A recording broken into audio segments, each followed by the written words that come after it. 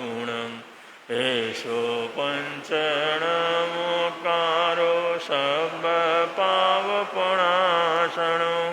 मंगलानं च सर्वेषिं परमं वै मंगलं मंगलानं च सर्वेषिं परमं वै मंगलम् धम्मो मंगलमुखितं अहिंसा संयमोत्तवो देवावित्तं नमसन्ति यस्य धम्मे संयमनो यादुमस्य गुफेषु वमरो अव्ययैरसं नयगुफं किलामेयि सोयपिणे अपयम् एमयि समणमुता जेलोये सन्ति साउणो विहङ्गमवगुफेषु दानभक्ति शनिरया वयं च मित्तिं लभमो नयकुयुमयीम् आगणेशुरियन्ते गुफेषु भ्रमराजा मोगारसमबुद्धा ये भवन्ति अनिश्चिया नानापिण्डरया तेन उच्यन्ते सावणोति।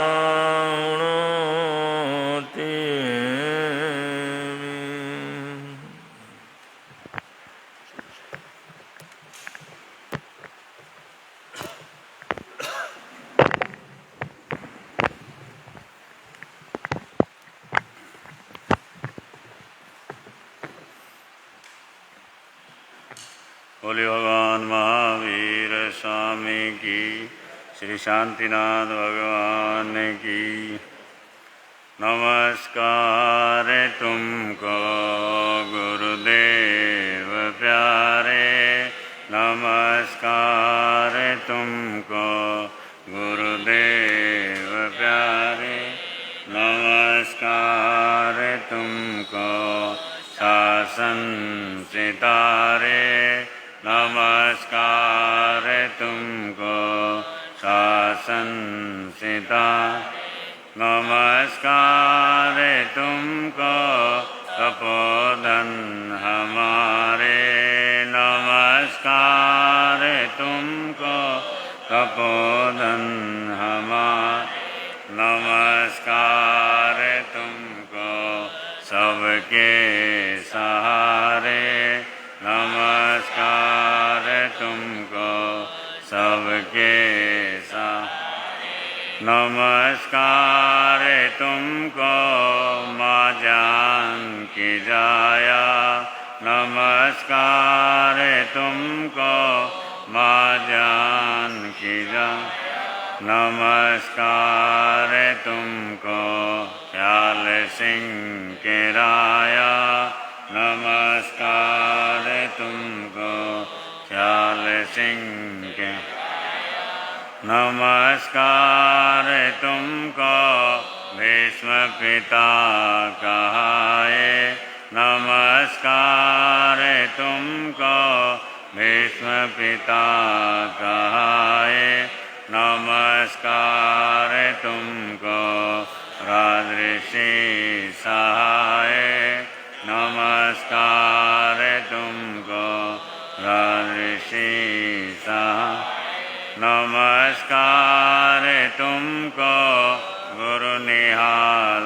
तपस्वी, नमस्कार तुमको गुरु निहाल, नमस्कार खूब फूल शांति यशस्वी, नमस्कार खूब फूल शांति यशस्वी, नमस्कार तुमको आए मिल के धारक, नमस्कार तुमको आए मिल के धारक, नमस्कार तुमको भक्तों के तारक, नमस्कार तुमको भक्तों के तारक, नमस्कार तुमको गुरु सुमति के दाता,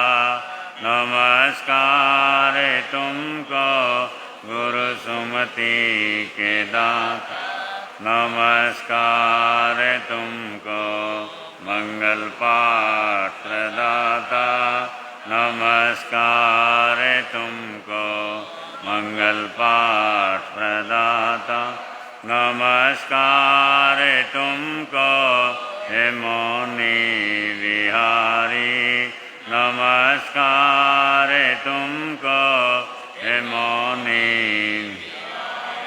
नमस्कार तुमको महाव्रतधारी, नमस्कार तुमको महाव्रतधारी, नमस्कार तुमको नमोकार साधक, नमस्कार तुमको नमोकार, नमस्कार तुमको जिन धर्म आराधक, नमस्कार तुमको जिन धर्म आराधक, नमस्कार तुमको देवों के देवा, नमस्कार तुमको देवों के, नमस्कार तुमको करो पार खेवा, नमस्कार तुमको करो पार खे, नमस्कार तुमको गुरुदेव प्यारे, नमस्कार तुमको गुरुदेव प्यारे, नमस्कार तुमको शासन सितारे, नमस्कार तुमको शासन सितारे, नमस्कार तुमको तपोधन हमारे, नमस्कार तुमको तपोधन, नमस्कार तुमको सबके सहारे, नमस्कार तुमको सबके सहारे। पूज्य गुरुदेव के चरण में वंदना। तत्पश्चात विरत हुई का सामूहिक स्वाध्याय चल रहा है, उसी का उच्चारण कर रहे हैं। बोले भगवान महावीर स्वामी की, पंचम गणधार आचार्य सुधर्मा स्वामी भगवान की। उच्छे सुणम सामणा महाणाय गारिणोय प्रतिथ्याय सेकेने गन्तय्यं धम्ममाहु अणेलि संसाहु समीक्षयाय कहं च नाणं कहं दंसनं से शीलं कहं नाय सूयस्य आसि जानासीनं भिक्खु जातयेनं आहासूयं भूहि जानि सन्तं के अन्नयसि कुशले महेशि अनंत नाणीय अनंत दंसी दशंसी नो चक्षु पहेथि अस जाना हि धम्मं च दीं च पेहि ऊर्ध्वं वहेयां तिर्यं दिशासु कसाय जेथा वर्जेय पाणा से नीच नीचे हि समीक्षपन्ने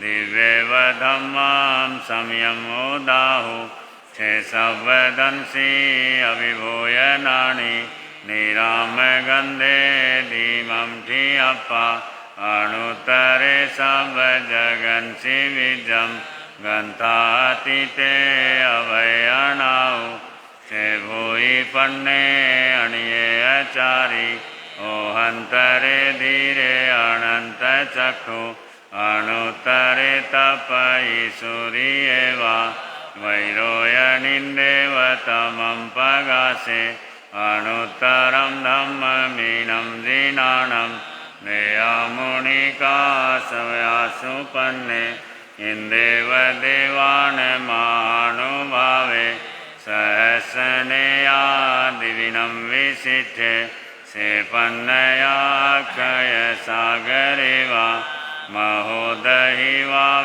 अनन्तपारे अनाइले वा कसाई मुखे सक्येव देवाहि वै जुइमं सेवीर्यणां परिपूर्णवीर्य सुदंसने वा नगसवसेठे सुरालये वासी मुदागरे से वीरायणे गुणो भवे स्वयं सहसाण उजोयनानं पिकण्डगे पण्डग विजयन्ते सेजोयणे नवनवै सहसे चितो एठ सहसमेघं कुठे नवे चिठयि भूमिवट्ये जं सूर्यानुपर्यटयन्ति सेमवन्ने वौनन्दनेय जं सिम्रयिं वेदयन्ति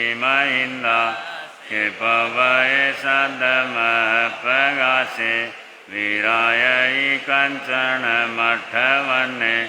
अनुत्तरे गिरिसूयपवदुग्गे गिरिवरे से जलियेव भौमे महीये मध्यं मिथिये नगिन्दे पन्नायते सूर्य सुधले से एवं सीरिये उसभूरि वन्ने मनोरमे जोयि अच्छी माली सुदंसन से वजसो गिरिश पहुचई महतो पवयस एतो वमे सामने नाय पुते जाई जसोदंसन नाणशीले गिरिवरे वा निसहाययाणं रूयैव सेठे वलयाय ताणं कवो वमे से जगभूयि पन्ने मुनिन मध्ये तमुदाहुपन्ने अनुत्तरीं धम्ममुयिरयिता अनुत्तरं जानवरं धियायिं सुसुखसुखम् अवगण्डसुखं सङ्खिन्दुये गन्तवदातसुखम् अनुत्तरगं परमं महेशि अशेषकमं सविशोहयिता सिद्धिं गते सायिमनन्तपते नाणेन शीलेन यदंसनेन रुखे सुनाये जयसामलिवा जं सिम्रयिं वेदयन्ति सुवर्णा वणेषु आनन्दनमाहुषेठं नाणेन शीलेन यभूयि पन्ने खण्यं वसदान अनुत्तरेउ चन्दो वैताराण महानुभावे सुवाचन्दन माहुषेठम् एवं मुनीनामपडिन्नमाहु जहासयम्भूदैलसेठे नागेषु आधर्निन्दमाहुषेठं होदैवारस्वे जयन्ते मुनिवे अथिषु रावणमाहुणाय सिंहोमियाणां सलिलान गंगा पक्षिषु आगरुले वेणुदेवे निर्वाणवादी निनाय पोते जोहे सुनाए जविशसेने उपेषु आजय अरविंद माहु कत्तीन सेठे जदंतवके ईशीन सेठे तवधमाणे दाणान सेठाम अवपयाणं सत्से सुवाण वज्रं वयन्ति कवेषु उत्तम बम्बचिरं लोगुत्तमे समनेनाय पुते हीन सेठालव सत्तमवा सभासु हमावसवाण सेठा निवाण सेठा जय सब धम्मा नैनाय पुता परमथि नानी उढ़ोव में धुणई विगय गेई न सन्नि कुवई आसुपन्ने करियुम समुदम च महाभवोगम अभयं करे वीर अनंत चक्षु कोहम च माणं च तएव मायं लोभं च उत्थम अजथ दोषा एयानिवन्ता अर्हमहेसि न कुवै पावन कारवेयि किरियां वेणयानुवायम् अन्नानियाणां पर्यच्छठाणं शेषववायाम् इवेयिता उवठ्ठिय संयमदिहरायं सेवारिया इति सराय भत्तम् उवहाणवं दुःखकयठयाय लोकं विदितारं परं च सभं बभुवार्य सभवारं शोचाय धम्ममरन्तभाष्यं समाह्यम् अट्ठपदो वसुद्धं तं सद्देहाणाय जनार्णौ इन्देव देवा आगमी सन्ति इन्देव देवा आगमी सन्ति आगमे त्वे प्रणत तंजा सुत्तागमे अथागमे तदुभयागमे एवं श्री ज्ञान के विषय जो कोई अतिचार लगाते मेलम जम्बाइदम बच्चा मीनम नक्रम चक्रम पैणम विनयनम जोगिनम घोषिनम सुटुदिनम टुपड़ी छिमा काले को सुझाव काले न को सुझाव सजायम सजायम सजायम न सजायम गणता गुणता विचारता ज्ञान और ज्ञानवंत पुरुषों की अविनय आसात्मय भक्ति हुई तो बारंबार तस्मिच्छामि दुक्कड़म।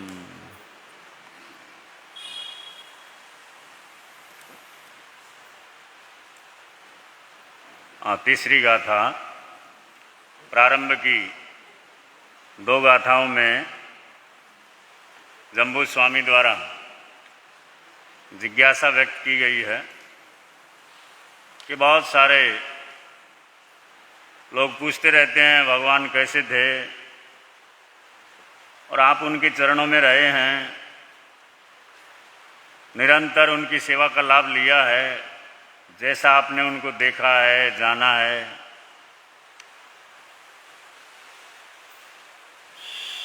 और दूसरी गाथा में पूछा कि भगवान का ज्ञान कैसा था, दर्शन कैसा था, उनका आचरण कैसा।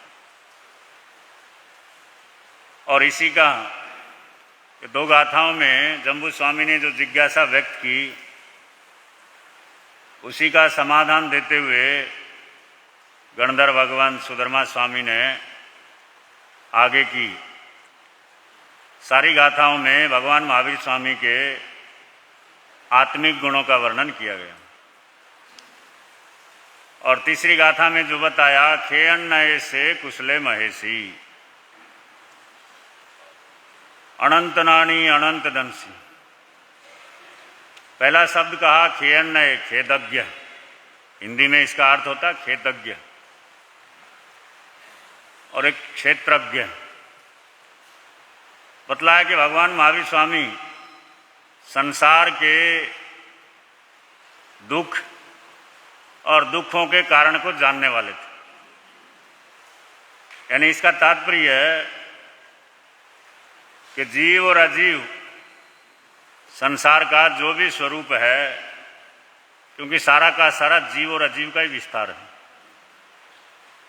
9 तत्व जो बताए गए हैं उसमें मूल तत्व 2 ही हैं, जीव और अजीव।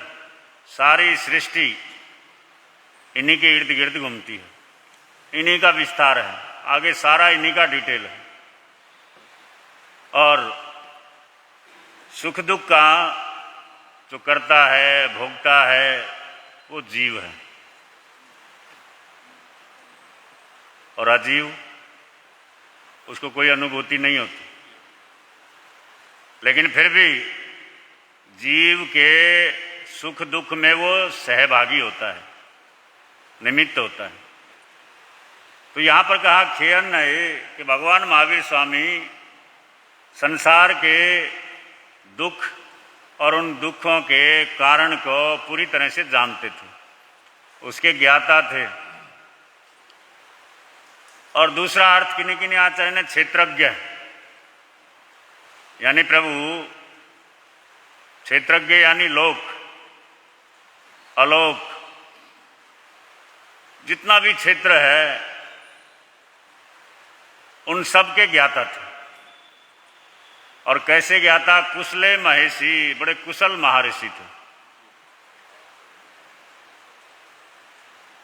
कोई अच्छा होता है, होशियार होता है तो बोलते हैं बड़ा कुशल है, बड़ा समझदार है।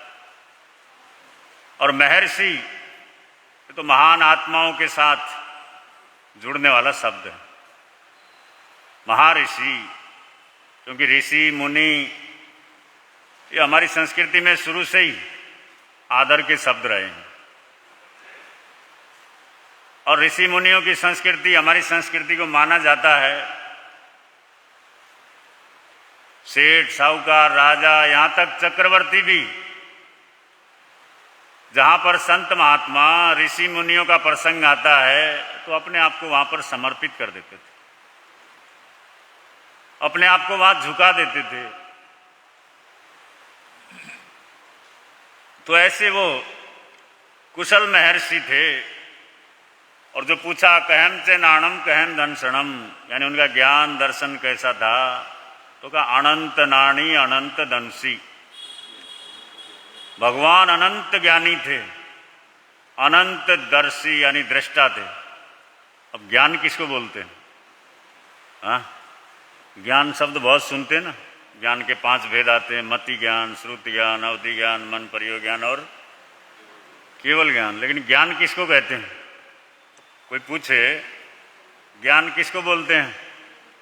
हाँ, ज्ञान किसको कहते हैं? ज्ञान से क्या तात्पर्य? हम ज्ञान की बड़ी व्याख्या सुनते हैं, करते हैं, कितनी बार बोलते रहते हैं बड़ा ज्ञानी है, लेकिन ज्ञान कहते किसको है?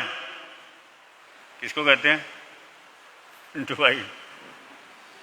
हाँ, तो यहां पर बतलाया है वस्तु के विशेष गुणों को जानना वो ज्ञान कहलाता है। वस्तु के, जैसे जीव का जो गुण है उसको जान लेना, अजीव का जो गुण है उसको जान लेना, या जीव का जो स्वभाव है उसको जान लेना।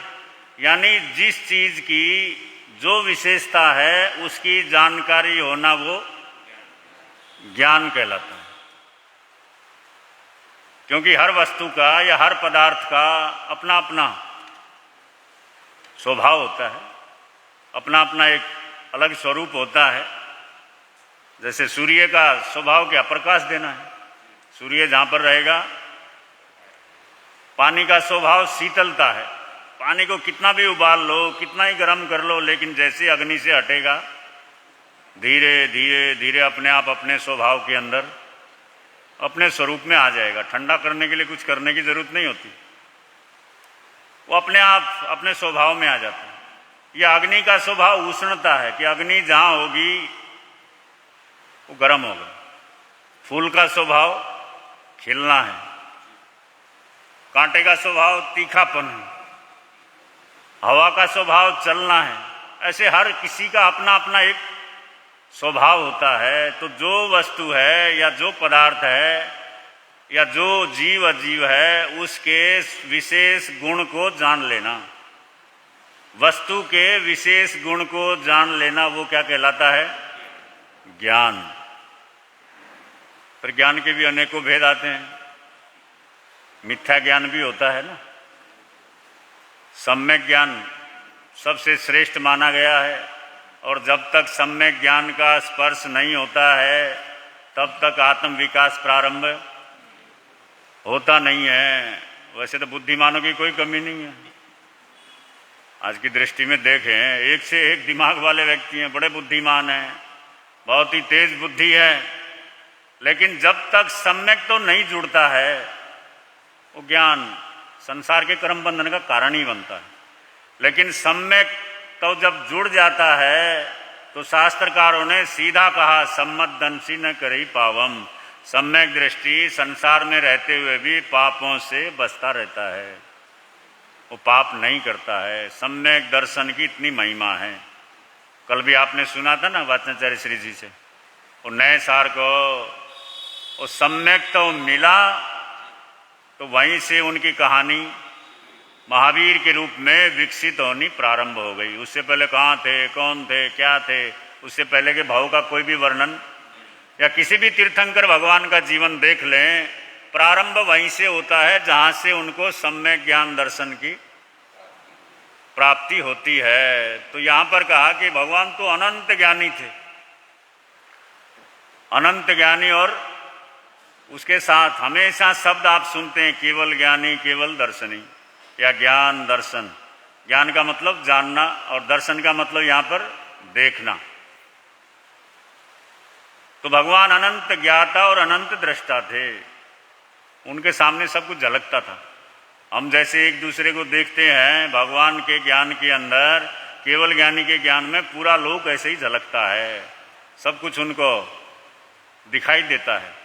अब हमको तो दीवार के पार का थोड़ी दिखता है वहाँ पर क्या हो रहा है, लेकिन जो केवल ज्ञानी होते हैं, लोक, संपूर्ण लोक क्या, अलोक क्या, सब कुछ उनके ज्ञान में जानते तो हैं ही, दिखाई भी देता है, उपयोग करें तो या ना करें तो भी केवल ज्ञानी को तो सब। तो ऐसे अनंत ज्ञानी और अनंत दृष्टा यानी अनंत दर्शन वाले थे। और फिर आगे बताया जसन चीनो, भगवान यशस्वी थे। कैसे थे? यशस्वी थे, यानी बड़े यश को धारण वाले, क्योंकि तीर्थंकर से बढ़िया यश और किसका हो सकता है। यशस्वी थे। और आगे बतलाया चक्षु पहेठ यश है, यानी थोड़ी देर स्थित होकर के, थोड़ी देर सोच करके, विचार करके जाना ही जानो किसको? धम्मम धीम च पेही, यानी भगवान ने जो धर्म कहा है, जो रास्ता दिया है कि थोड़ा शांत हो करके उसको समझो और जानने का प्रयास करो। क्योंकि शांति से सुनेंगे, समझेंगे, जानेंगे तभी तो आगे कर पाएंगे, बिना जाने तो कर ही नहीं सकते। तो यहाँ पर ये भगवान की उपमाएं शुरू होती हैं कि भगवान अनंत ज्ञानी थे, अनंत दृष्टा थे और परम यशस्वी थे। संसार में सबसे श्रेष्ठ जिनका यश होता है। तो ऐसे जो परमात्मा प्रभु महावीर थे, उनके धर्म को चक्षु पहेठ यश है, अच्छी तरह से स्थित होकर के, यानी थोड़ा शांत हो करके जाना ही, यानी जानो किसको? धर्म को, धीम से उनके धैर्य को, पे ही, यानी देखो, जानने और देखने का प्रयास करें। यहाँ पर सामान्य अर्थ बतलाया है। और अच्छे लोगों की इज्जत कभी कम नहीं होती, अच्छे लोगों की इज्जत कभी कम नहीं होती। सोने के 100 टुकड़े करो तो भी कीमत कभी कम नहीं होती, कितने ही टुकड़े हो जाएं तो भी कम नहीं होती। जिंदगी चाहे 1 दिन की हो या चाहे 4 दिन की हो, उसे ऐसे जियो कि जिंदगी तुम्हें नहीं मिली, जिंदगी को लगे कि तुम उसको मिले हो। समझ लेना धीरे धीरे, है ना, कुछ बातें बाद में समझ में आती हैं। एक बहुत पुराना प्रसंग है ना कि सावित्री महान सती थी, और सावित्री ऐसी सती थी, क्या नाम था उसके पति का? सत्यवान, जो अपने सतीत्व के बल पर यमराज से भी वापिस अपने पति को, एक तो ये प्रसंग है, और दूसरा घटाना चाहे कि पति यमराज के पास भी चला जाए तो पत्नी से बाहर, वहां से भी वापिस लौटा करके, दोनों अर्थ हैं, जैसा लेना चाहें ले सकते हैं। बोलिए भगवान महावीर।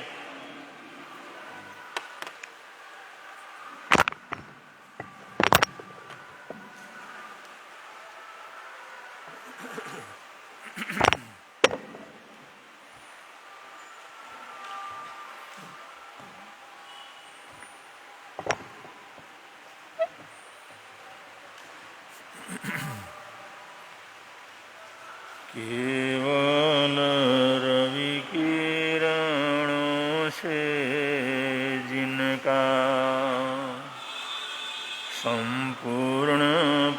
प्रकाशित है अंतर। उनकी वाणी में होता है तत्वों का सुंदरतम दर्शन। सत्य दर्शन बोधाचरण पथ पर अविरल जो बढ़ते हैं मुनिगण। अरहत देव परम आगम गुरु को, अरहत देव आरम आगम गुरु को शत शत वंदन, शत शत वंदन, शत शत वंदन, शत शत वंदन।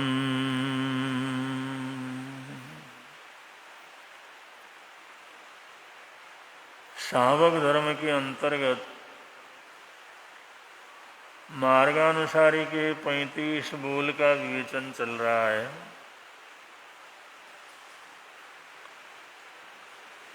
उसमें 26वां जो बोल है, 35 बोलों में से जो 26वां बोल है उसको शास्त्रकारों ने बतलाया है कि श्रावक को, सद्गृहस्थ को, मार्गानुसारी को हमेशा दीर्घदर्शी होकर के रहना चाहिए। शास्त्रकार कहते हैं दीर्घदर्शी। और इसी को दूरदृष्टि भी कहा जाता है कि जिसकी दृष्टि बहुत दूर तक जाती है। दूर तक देखने की क्षमता का होना, इसी को दूरदर्शी भी कहते हैं। तो ये 26वां जो बोल है अपने आप में बहुत ही महत्वपूर्ण बोल है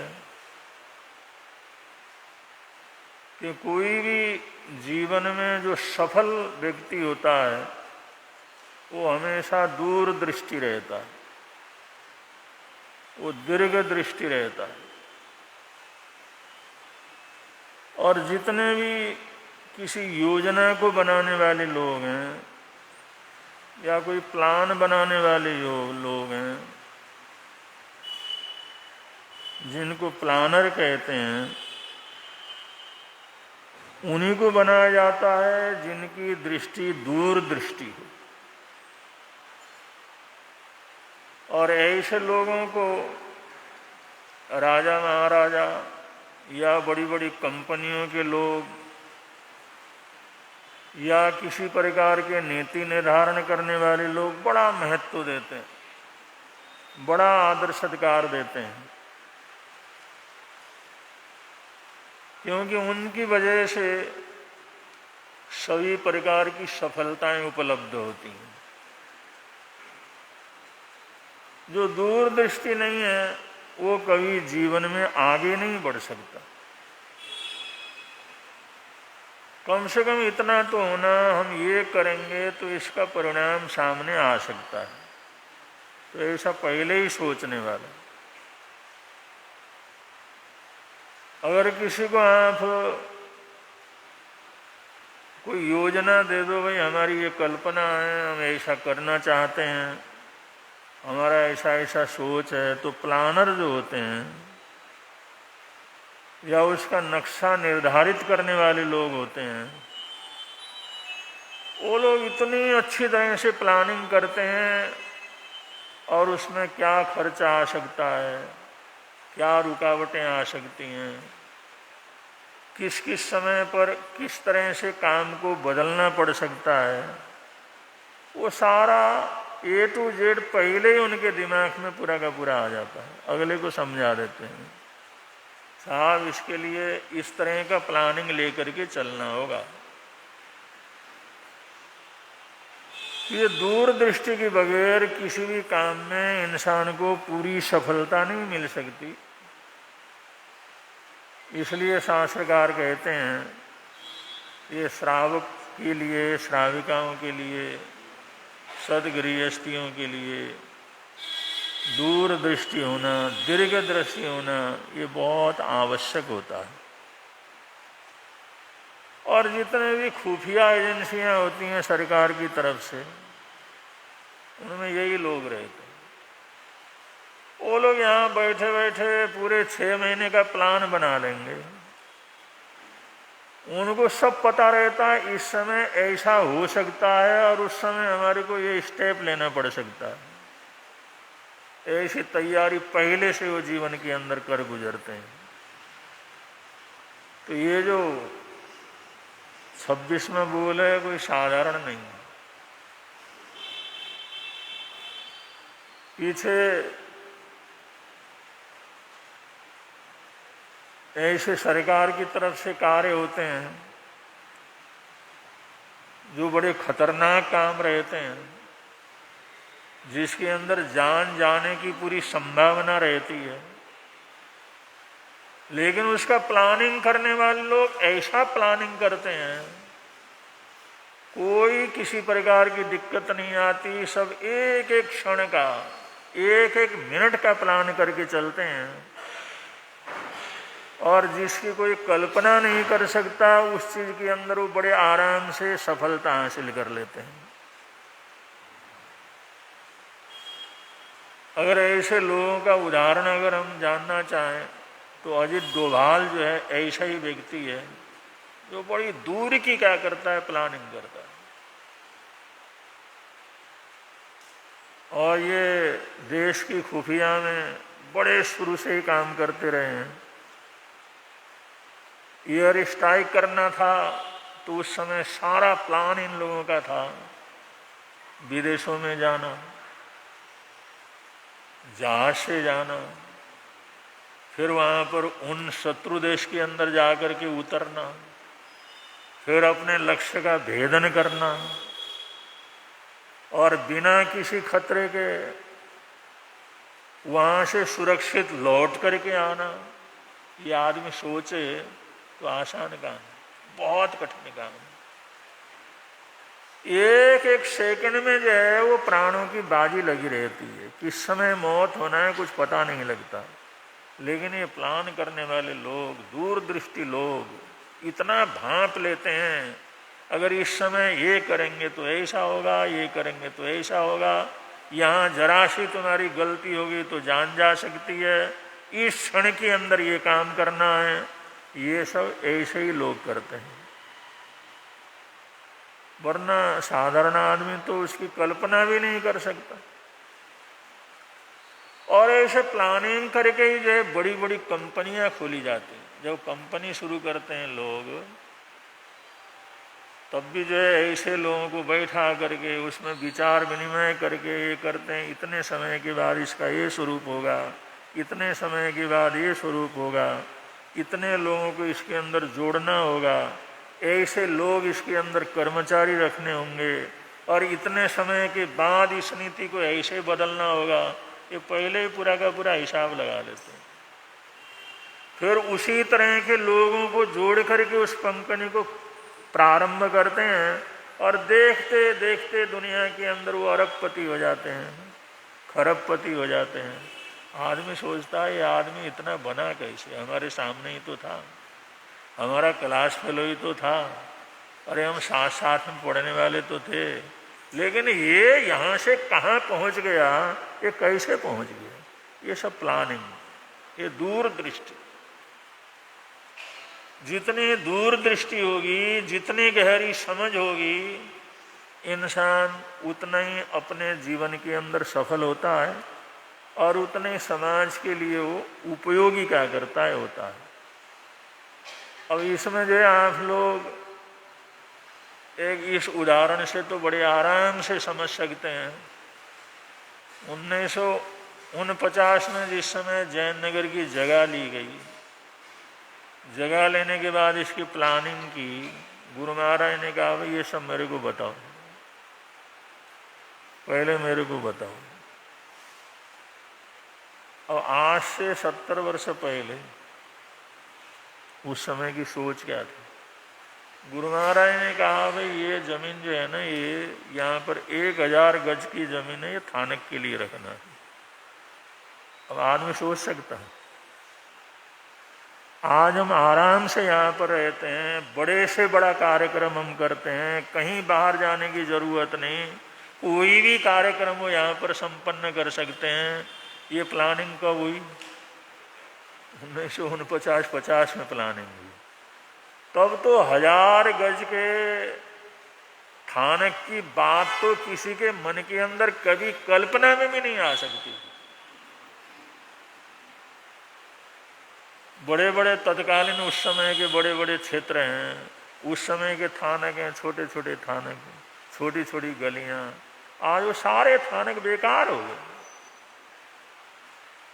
आज वो सारे थानक, सदर का थानक इतना पुराना आज बेकार हो गया, कोई वहां पर जाना पसंद नहीं करता। सब्जी मंडी का स्थानक, सारी परेशानियां तकलीफें वहां पर रहती हैं। चांदनी चौक जैसा क्षेत्र, आज वहां पर कोई चतुर्मास करवाने वाला नहीं। तो ऐसे जो बड़े बड़े शहरों को देख लो जो आपके समझ में आते हो। अमृतसर जैसा इलाका, आज थानक की क्या हालात है, पुराने थानक की, कोई वहां पर रहना पसंद नहीं करता। अब ये उस समय प्लान किया तो 1000 गज के थानक का प्लान बनाया गुरु महाराज ने, जबकि किसी के समझ में नहीं आता था। उन्होंने कहा भाई जो मैं कहता हूँ वैसे करते जाओ, इसमें दखलंदाजी कुछ नहीं करना। और उस समय हमारे जयनगर जो ये बना जगह ली, चारों तरफ जंगली जंगल था, पेड़ ही पेड़ थे, जंगली जंगल था। उस समय उन्होंने ये इतनी बड़ी जगह उन्होंने बीच में रखा, भाई ये पार्क के रूप में रखना है। उन्होंने कहा पार्क है, पार्क की क्या जरूरत है? अरे घूमना फिरना रहता है ना पार्क में। अरे कौन घूमेगा फिरेगा, बाहर निकलेगा सारा मैदान ही मैदान है। अब ये था भाई ये जमीन 1-1, 2-2 पैसे इकट्ठा करके हमने लिया है। अब ऐसे जमीन में इतनी इतनी जगह, और उस सतियों का थानक उस कोने के अंदर रखा, इतना बड़ा सतियों का थानक है, कौन सती आकर के यहाँ पर रुकेगी? स्कूल का निकाला, बाजार का निकाला, और जैन भवन का निकाला। उन्होंने कहा ये सब हमने कर दिया, अब इसके अंदर प्लाट बना लो, प्लाट जो है उसमें निकाल लो, जैसे भी निकालना है। तो कुछ बड़े प्लाट निकाले, कोई छोटे प्लाट निकाले। तो गुरु महाराज ने उस समय जो प्लान दिया, अब उनकी दृष्टि क्या थी? वरना कोई ऐसा इलाका नहीं है जहाँ पर कॉलोनियाँ भी बनी हो तो उसके अंदर पीछे का भी जो है गली इतनी चौड़ी है, आगे की जगह चौड़ी। किसी के पास उस समय साइकिल नहीं थी, साइकिल का साधन नहीं था।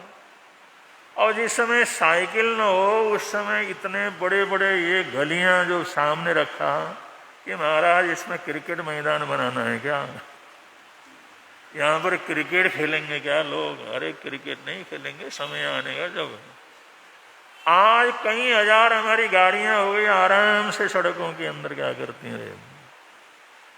उस समय ये पिछली गली के लिए, और हमारा पिछली गली में तो गंदगी पंदगी पानी बहने का होता है, वो इतनी बड़ी गली की क्या जरूरत है? आज हमारे कितने ही घर हैं जो पिछली गली से ही क्या करते हैं, खुलते हैं। आज कितने हमारे मकान हैं श्रावक श्राविकाओं के, वो पिछली गली के अंदर ही खुलते हैं, वही मेन हो गया है। तो हम कभी कभी सोचते हैं, कभी कभी विचार करते हैं, गुरु महाराज के जीवन में उनका दिमाग क्या काम करता था। और जब ये दूरदृष्टि की बात आती है, दीर्घ दृष्टि की बात आती है, सैकड़ों वर्ष पीछे की बात सोचने की बात जो आती है, तो किसी भी प्रकार का उदाहरण आता है तो झट गुरु महाराज शांति स्वरूप जी महाराज साहब का पिक्चर सामने आता है। फूलचंद जी महाराज साहब ने तो कह दिया था क्योंकि शिकायत ज़्यादा फूलचंद जी महाराज साहब से कहते थे। फूलचंद जी महाराज साहब ने कहा था वो पढ़ा लिखा है, वो जैसा कहता है वैसे ही सुन लो, वो जैसा कहता है वैसे ही सुन लो और वैसे ही करो, उसमें कोई दलहनंदाजी देने की ज़रूरत नहीं है। वो आदमी अनपढ़ नहीं, पढ़ा लिखा है, कॉलेज का पढ़ा लिखा है। तो हमारे को ध्यान में आता है, आदमी दूर दृष्टि होता है तो कहाँ की कहाँ सोचता। आज हमारी सहूलियत, आज हमारे इतने बड़े बड़े परिवार हो गए, घर बंट गए, और पीछे की जो गली है उस गली के अंदर कितने ऐसे हमारे घर खुलने लग गए हैं। और ये चारों तरफ जितने भी कॉलोनियाँ बनी हैं सब ले दे करके एक ही बगीचा ये बचा है, एक ही पार्क है जहाँ पर सब तरह से दुनिया भर के लोग आते हैं। अब ये सारा ये इलाके तो सब बाद में ही तो बने, ये तो बहुत बाद में बने ना। जयनगर के बनने के बाद तो कहीं कहीं वर्षों के बाद आसपास के इलाके डेवलपमेंट हो गए। उसके बाद में भी बने तो ऐसे प्लानिंग नहीं हुई। और किधर देवपुरी प्रेमपुरी की तरफ जाओ, इधर जाओ, कहीं गलियां बंद हैं, कहीं गलियां जा करके मुड़ जाती हैं, कहीं छोटी हैं, कहीं गलियां बड़ी हैं, कहीं गाड़ी जाती है, कहीं गाड़ी जाती नहीं है। प्लानिंग नहीं, बनाया तो है, बस तो गया है, लेकिन प्लानिंग से नहीं बस। किसी ने दूर दृष्टि से वो सारी चीजें, वरना वो रहने वाले उन्हीं लोगों को सुविधा हो जाती है ना। अगर उस तरह से प्लानिंग बनता है तो वहां पर रहने वाले हर किसी को सुविधाजनक हो जाता है।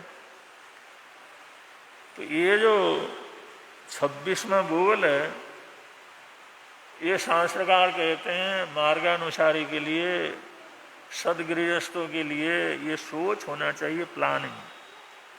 और उनका तो घर है, परिवार है, बच्चे होते हैं, आगे जा कर के उनकी शादी विवाह करना है, आगे जा कर के उनको जो कोई जो है ऐसे जो बनाना है, उनके लिए जगह की ज़रूरत पड़ती है। आदमी दूरदृष्टि कहाँ होता है। आज हमारे जयनगर के लोग यहाँ से कोई 10 किलोमीटर, कोई 15 किलोमीटर, कोई 20 किलोमीटर कहीं जा कर के प्लाट उन्होंने लिया, मकान लिया।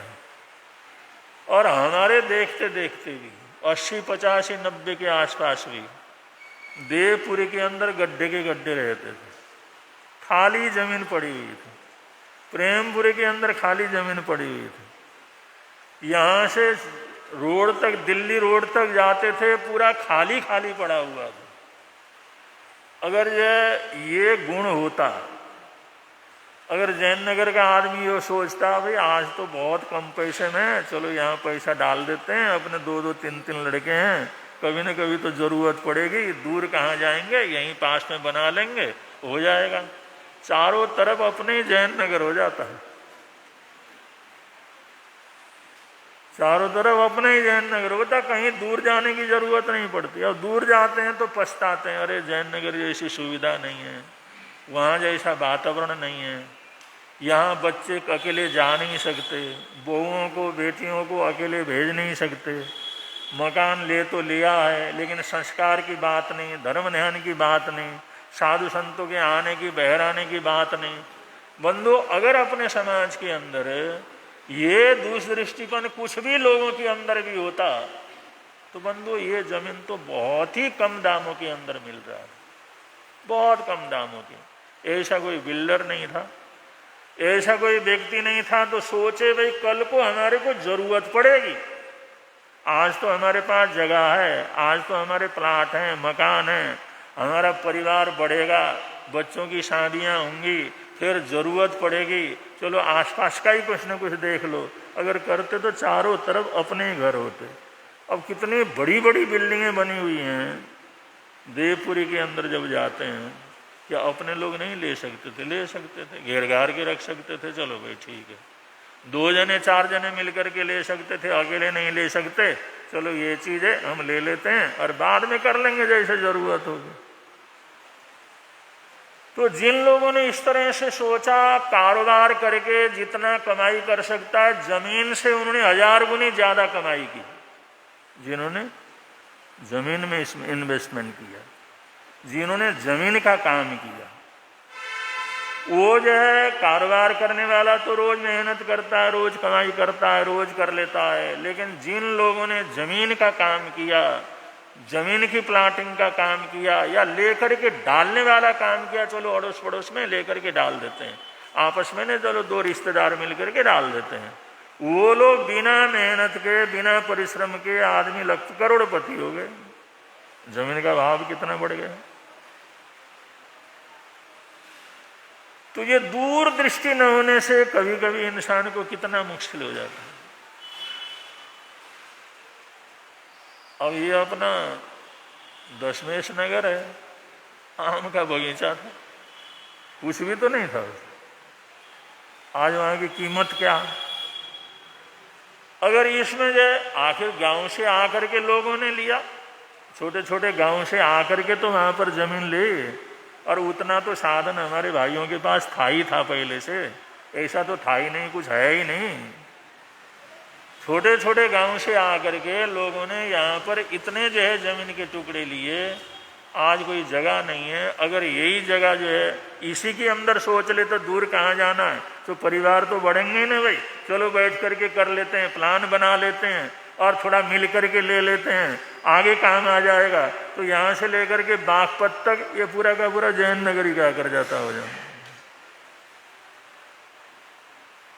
तो मैं थोड़ी सी बात ये जो है एक प्रसंग के अनुसार ये 16वां जो 26वां बोल है उस संबंध में कह रहा था। आदमी थोड़ा सा पहले ही प्लान कर ले, पहले ही देख ले भाई 50 साल पहले बाद, 40 साल बाद या 30 साल बाद मेरी क्या स्थिति हो सकती है, क्या ज़रूरत मेरी पड़ सकती है, क्या आवश्यकताएं हो सकती हैं, उसके लिए हमने आज क्या प्लान करना हो, ये करे तो उसकी ज़िंदगी स्मूथली क्या करती है, चलती है। क्योंकि 40 साल बाद आने वाली परिस्थितियों को आज ही हमने भांप लिया है और आज ही उसकी हम तैयारी कर रहे हैं, फिर वहाँ पर समस्याएं कहाँ से आएंगी। लेकिन लोग बिल्कुल सामने की देखते हैं, बिल्कुल दीवार तक जहाँ तक दिखाई देता है उतना ही सोच लेते हैं, लेकिन हमारा दिमाग तो बहुत दूर तक देख सकता है। आँखों से भले ही दीवार के पीछे नहीं दिखाई देता हो, लेकिन मन की आँखों से तो बहुत दूर दूर करके देख सकता है। तो ये मन की आँख, सोच की आँख, विचारों की आँख, अपने चिंतन मनन की जो आँख है, अगर वो हमारी खुलती है तो 100 बात की जो समस्याएं, उसका समाधान क्या करना है, समस्याएं क्या हो सकती हैं, आज इंसान बैठ करके सोच सकता है, उसकी प्लानिंग कर सकता है, उसका समाधान आज सोच करके चल सकता है। इतनी बड़ी विशेषता है, इतनी बड़ी जीवन की खूबी है, जिसको भी दीर्घदर्शी कह करके भगवान महावीर स्वामी ने ये 26वां बोल हम लोगों को क्या किया है, दिया है। तो ये चीज़ ऐसी हैं, परिवार के लिए, समाज के लिए, देश के लिए, अपने जीवन के लिए, आध्यात्म उन्नति के लिए, ये जो है श्रावकों के 25-35 बोल बड़े अच्छे उपयोगी बोल हैं। और इनके ऊपर चिंतन मनन करते हैं, पढ़ते हैं, स्वाध्याय करते हैं, गुरुमुख से सुनते हैं, तो बहुत सी हमारी चीज़ें खुलती हैं और हमारा मार्गदर्शन उसके अंदर मिलता है। तो ऐसा जो प्रकरण चल रहा है वो आप लोग सुन रहे हैं और उसका भरपूर आप लोग लाभ ले रहे हैं, खूब लाभ लें। और इन्हीं मंगल कामनाओं के साथ, सद्भावनाओं के साथ आज के प्रवचन को यहाँ पर विराम देने जा रहे हैं। और अखंड जाप 17 घंटे का लगातार चल रहा है, 17 घंटे का अखंड जाप चल रहा है और आगे भी सबकी भावना है जाप तो चलना चाहिए, क्योंकि जाप चलता है तो अनायास ही सबका आना जाना बना रहता है। थानक के अंदर आते हैं, जाते हैं, माला करते हैं, आपस के अंदर मिलना हो जाता है, जुलना हो जाता है। लेकिन आगे जो जैसे फंक्शन वगैरह आएंगे या पर्व दिन वगैरह आएंगे, लोगों को घूमने फिरने का, बाजार का काम करने का होगा, तो थोड़ा उसमें तकलीफ ज़रूर आती है, लेकिन इसको चलाए रखना है। और सबकी भावना है भाई 17 घंटे का अखंड जाप है और इसको चलाए रखेंगे तो ठीक रहेगा, अच्छा रहेगा और चलाना ही चाहिए। उसके लिए जो भी आगे नाम लिखवाना है, बारी लेनी है, उसकी भी सब लोगों ने तैयारी करनी है। एक परिवार मिल करके, 2 परिवार मिल करके जिस समय ले लो तो ये अखंड जाप का कार्यक्रम आराम से चलता रहे। अगर अखंड जाप चलता है, जाप चलता है, तो उसका प्रभाव रहता है, सुख शांति बनी रहती है, आनंद बना रहता है और एक सत्संगत का वातावरण बना रहता है, धर्म स्थान में आने जाने का एक बहाना बना रहता है। इसलिए ज़रूर इस कार्यक्रम के लिए भी आगे बढ़ाए रखने के लिए थोड़ा सा और ज़्यादा चिंतन मनन करने की ज़रूरत है। और पुच्छी सुनम की वाचनी चल रही है और सामान्य रूप से ये जैसे चलते हुए कार्यक्रम के अंदर इसको रखा है और इसी चीज़ को थोड़ा सा और ज़्यादा करते हैं, प्रचार प्रसार करते हैं, ये करना वो करना फलाना करना, 50-60 जने 70 जने बढ़ जाते हैं, लेकिन जो वो तामझाम ज़्यादा हो जाता है। लेकिन बिना किसी उस दूसरी चीज़ के जो एक सादगी पूर्ण रूप से ये स्वाध्याय का प्रकरण चल रहा है, इसको श्रवण करने के लिए सभी लोगों को आने का प्रयत्न करना चाहिए और घर में भी सब लोगों को सूचना दे देनी चाहिए, कम से कम शास्त्र स्वाध्याय पढ़ने के लिए, सुनने के लिए, याद करने के लिए जरूर आएँ और उसका ज़्यादा से ज़्यादा लाभ लें। ऐसे हमारी हार्दिक हार्दिक मंगल कामनाएँ, सद्भावनाएँ, सब प्रकार की समुन्नति रहे, ऐसी मंगल कामनाएँ। इन्हीं मंगल कामनाओं के साथ बड़े प्रेम से आप लोग बोलेंगे, मिलता है आनंद प्रभु की वाणी से, मिलता है आनंद प्रभु, धर्म है लगता प्यारा प्यारा, धर्म है लगता प्यारा, पापों की वह बहती धारा, पापों की वह बहती हो जाती है बंद प्रभु की वाणी से, हो जाती है बंद प्रभु की वाणी से, मिलता है आनंद प्रभु की वाणी से, मिलता है आनंद प्रभु की। आज के